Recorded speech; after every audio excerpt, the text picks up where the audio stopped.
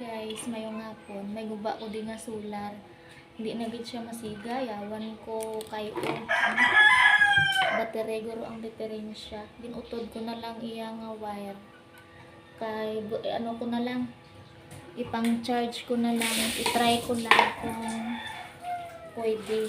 Ginutod ko na lang siya nan ang sa iya ni nga panel sa babaw. Para guys testingan ko ni takod sa charger sa cellphone kung pwede siya madisponiran kay kanugon.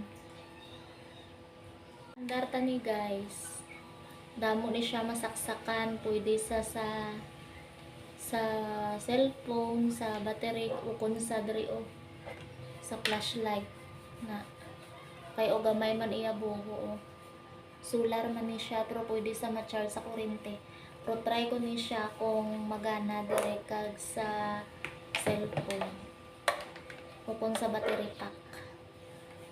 Mabalaan mo ni siya kung gaandar kay musiga na di siya green. Ano na guys, testingan ta ni siya takod kung makaandar ba kay kanugon sang panel nga hindi mausar ti area bisan paano makasaksak pa ni sa cellphone kag sa flashlight. Hindi ka na magasto kuryente, hindi ka na magkaon kuryente. Try ta ni siya, tabuon ta lang ang positive kag ang negative. Ay, hindi na ako kabaluaw. Okay? Ay, ara, nagsiga sa guys. Ano na siya guys. Natakod ko na. Nagsiga na siya. Try ta ni sa dire sa flashlight.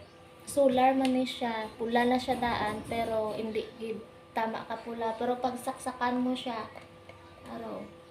Ayan. Pa-charge na sa. Thank you guys. Thank you for watching.